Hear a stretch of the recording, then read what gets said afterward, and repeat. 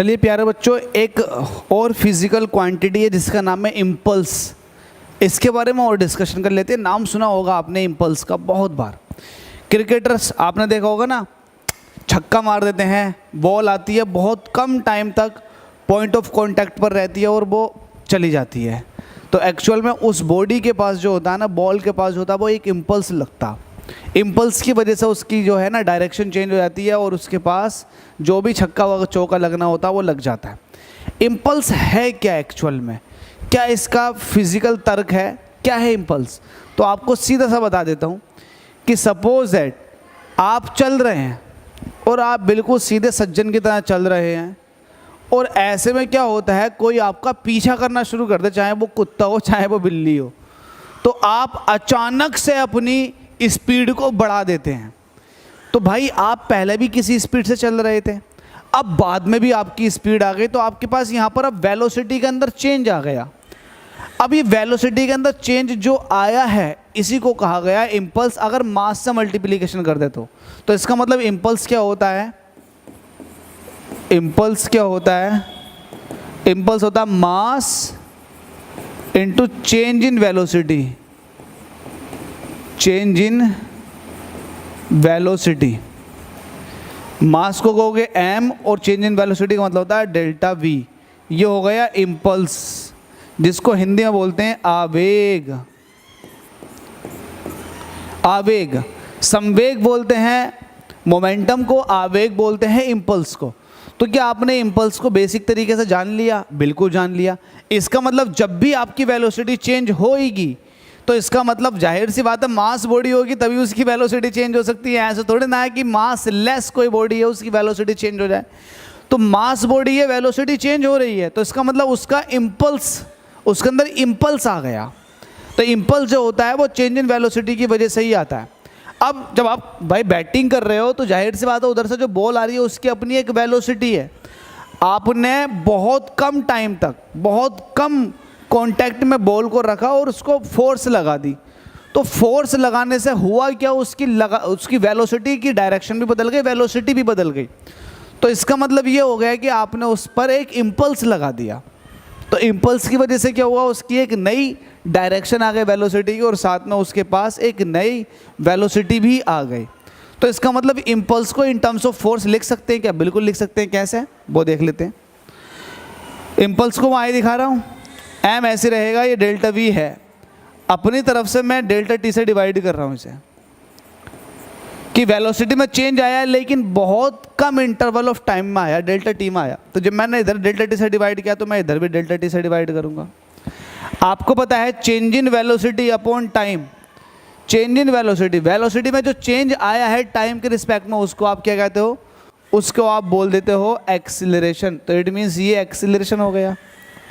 ये टर्म पूरी की पूरी क्या हो गई? एक्सीलरेशन हो गई। वो आपने यहाँ लिख दी। I upon delta t is equal to आ चुका है ma, तो मैं इसको आगे लिख देता हूँ। I upon delta t is equal to आ चुका है ma, मास इंटू एक्सीलरेशन। अगर किसी बॉडी के पास मास है और उस बॉडी के अंदर एक्सीलरेशन भी है तो इसका मतलब मैं ये कह सकता हूँ कि उस बॉडी के पास क्या है? फोर्स लगी रही है, उस पर एक फोर्स लग रही है जिसकी वैल्यू है F। तो इसका मतलब इम्पल्स जो निकल कर आ गई वो आ गई फोर्स इंटू डेल्टा टी। इसका मतलब ये हुआ जब कभी भी फोर्स लगेगा किसी भी बॉडी पर बहुत कम टाइम के लिए, तो इसका मतलब जो फोर्स लग रहा है इस फोर्स की वैल्यू बहुत हाई होगी। ये वाली बात ध्यान रखें, वैल्यू हाई, वैल्यू बहुत हाई है और बहुत कम टाइम, ये बहुत स्मॉल होगा। ये बहुत ज़्यादा लगता है, ये बहुत कम टाइम के लिए लगता है। तो जो फोर्स जो है किसी बॉडी पर बहुत कम टाइम के लिए लगता है जिसकी वजह से उसकी डायरेक्शन वगैरह चेंज हो जाती है, तो हम ये कहते हैं कि वो फोर्स और उस टाइम इंटरवल का मल्टीप्लिकेशन क्या देकर जाता है? इम्पल्स। इसका मतलब ये है कि अब उस बॉडी के पास एक नया वेग है, नई वेलोसिटी है। इट मीन्स उसके पास अब एक इम्पल्स है। तो इम्पल्स का आपने एग्जाम्पल समझ लिया, क्रिकेट की बॉल, या फिर आपने गुल्ली डंडा देखा होगा, डांडी बियो टक से मार दिया, ठीक है। तो आपने क्या कर दिया, अगर कोई ऑब्जेक्ट आपकी तरफ को आ रहा, आपने उसे इशारा कर दिया या इशारे से साइड कर दिया, तो आपने उसकी डायरेक्शन बदल दी, आपने उसकी वेलोसिटी चेंज कर दी। इट मीन्स आपने उसके अंदर एक इम्पल्स क्रिएट कर दिया। तो इम्पल्स जब भी आपको कैलकुलेट करना हो तो भाई आप ये देख लो कि वेलोसिटी बदल रही है या नहीं बदल रही। अब अगर मैं ये कहूँ कि वेलोसिटी नहीं बदल रही तो भाई इम्पल्स भी उसके अंदर नहीं बदलेगा, इम्पल्स होगा नहीं। पहली बात, इम्पल्स होगा नहीं, उसके अंदर सिर्फ और सिर्फ संवेग होगा, मोमेंटम होगा। इम्पल्स आता ही तब है जब वेलोसिटी में चेंज आ जाए बॉडी की। अगर वेलोसिटी में कोई चेंज नहीं तो भाई किसी तरह कोई इम्पल्स भी नहीं लग रहा होगा। अब सपोज दैट आप 5 मीटर पर सेकंड से मूव कर रहे हैं और मूव करते जा रहे हैं, तो आपके पास मोमेंटम है, बेशक आपके पास मोमेंटम है, लेकिन आपके पास इम्पल्स नहीं है। इम्पल्स तब आता है जब आपकी वेलोसिटी में चेंज आ जाए, और ये भी एक वेक्टर क्वांटिटी है। It is vector quantity, it is vector quantity. ये एक सदिश राशि है वेक्टर क्वांटिटी, और इसकी डायरेक्शन किधर को होगी? इसकी डायरेक्शन होती है चेंज इन वेलोसिटी की डायरेक्शन में, चेंज इन वेलोसिटी, वेलोसिटी की डायरेक्शन में इसकी डायरेक्शन निकल कर आएगी। अगर मैं ये कहूँ कि इम्पल्स की डायरेक्शन किधर को, तो चेंज इन वेलोसिटी देख लो, चेंज इन वेलोसिटी की डायरेक्शन जो होगी वही इम्पल्स की डायरेक्शन होगी। सपोज दैट कि आप हल्के चल रहे थे, आपके पास वेलोसिटी थी, और अब आपने भागना शुरू कर दिया। तो जब आप भागना शुरू कर रहे हो तो आपकी फाइनल वेलोसिटी जो है वो पहली वाली से ज़्यादा है। तो जब चेंज निकालोगे तो चेंज आएगा पॉजिटिव में, क्योंकि आपकी दूसरी वाली वेलोसिटी पहली वाली से ज़्यादा, तो डिफरेंस निकालते हो दूसरी माइनस पहली। तो इस केस में जो चेंज आएगा वो चेंज आएगा पॉजिटिव। तो उस केस में मैं ये कहूँगा कि आपकी वेलोसिटी बड़ी है, तो इसका मतलब इम्पल्स की डायरेक्शन भी आपकी वेलोसिटी की डायरेक्शन में है।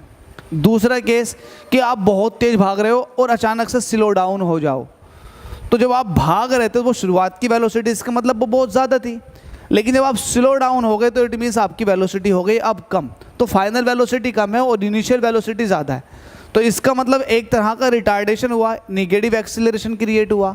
तो इससे ये पता लगा कि भाई अब जो है आपकी चेंज इन वेलोसिटी की डायरेक्शन वो पीछे की तरफ को है, क्योंकि फाइनल वेलोसिटी वो कम है, इनिशियल ज़्यादा है, तो वेलोसिटी का डिफरेंस माइनस में आ जाएगा, जो ये बताएगा कि निगेटिव एक्सीलरेशन हुआ या फिर आपकी मोशन डिसिलरेटेड हुई है या फिर रिटार्डेड मोशन हुई है।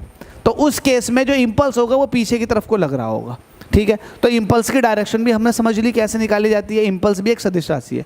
गवर्नमेंट एग्जाम में किस तरह के क्वेश्चन पूछे जा सकते हैं? पहला क्वेश्चन ये है कि इम्पल्स और मोमेंटम में क्या रिलेशन है। पहला, इम्पल्स एंड मोमेंटम में क्या रिलेशन है? तो मोमेंटम जो होता है जिसको आप बोलते हो P, जिसको आप क्या बोलते हो P, तो P का जो फॉर्मूला होता है ये होता है mv, जबकि इम्पल्स का formula I is equal to होता है m इंटू डेल्टा v। इसका मतलब अगर मैं इसे डेल्टा P कहूँगा, चेंज इन मोमेंटम कहूँगा, तो मैं कहूँगा चेंज इन वेलोसिटी ले लो फिर इधर को। तो इसका मतलब m इंटू डी वी की जगह मैं डी लिख सकता हूँ, तो m इंटू डी पी की जगह मैं कह सकता हूँ डी पी। तो इसका मतलब एक ये भी हो गया, इम्पल्स जो होता है एक्चुअल में वो होता है चेंज इन मोमेंटम। और ये मैं आपको बता चुका हूँ, ये मैं आपको ओरली रटा चुका हूँ कि जब आपकी वेलोसिटी चेंज होती है तब इम्पल्स आपके अंदर क्रिएट हो जाता। इम्पल्स होता ही चेंज इन वेलोसिटी की वजह से है। तो ये वाली बात हो गई। तो मोमेंटम, तो इसका मतलब जब चेंज इन वेलोसिटी आएगा तो मोमेंटम आ जाएगा। तो मोमेंटम तो तब भी रहता है जब वेलोसिटी होती है। तो इसका मतलब जो इम्पल्स है एक्चुअल में कुछ नहीं, वो चेंज इन मोमेंटम ही है। तो जो इम्पल्स की वैल्यू होगी, अगर मैं ये कहूँ कि जो इम्पल्स का यूनिट होगा वही आपका मोमेंटम का यूनिट होगा। तो मोमेंटम का यूनिट था किलोग्राम मीटर पर सेकंड, तो इसका भी भाई किलोग्राम मीटर पर सेकंड होगा। तो पहली बात तो यूनिट दोनों के सेम होंगे। दूसरी बात ये कि आपको फॉर्मूला पता है, आपको फोर्स की वैल्यू दे देगा, डेल्टा टी की वैल्यू दे देगा, तब आपसे इम्पल्स पूछ सकता है। आपसे कहेगा कि एक बॉडी का इनिशियल वेलोसिटी ये है, फाइनल वेलोसिटी 0 है, तो इसके पास इम्पल्स कितना होगा? तो चेंज इन वेलोसिटी देख लो, उसके हिसाब से आप इम्पल्स निकाल दो। क्या ये सदिश राशि है? यस, ये भी एक सदिश राशि है। इसकी डायरेक्शन किधर को होती है? तो चेंज इन वेलोसिटी की डायरेक्शन में इम्पल्स की डायरेक्शन निकल कर आती है। क्या फोर्स और इम्पल्स में कोई रिलेशन है? Yes, I is equal to होता है F इंटू डेल्टा टी। तो इस तरह के छोटे छोटे क्वेश्चन आपसे पूछे जा सकते हैं। ये छोटे नहीं है भाई, डीप कॉन्सेप्चुअल हैं ये भाई, IAS वगैरह में भी पूछे जाते हैं इस तरह के क्वेश्चन। तो इस तरह के डाउट्स आप क्लियर करते रहिएगा। अगर किसी को डाउट है ये कुछ और जानना चाह रहा है, कोई उसका अपना खुद का एक कोई टॉपिक है, तो भाई कमेंट बॉक्स में कमेंट करें, मैं उस टॉपिक पर उसके लिए वीडियो बना दूंगा। Thank you.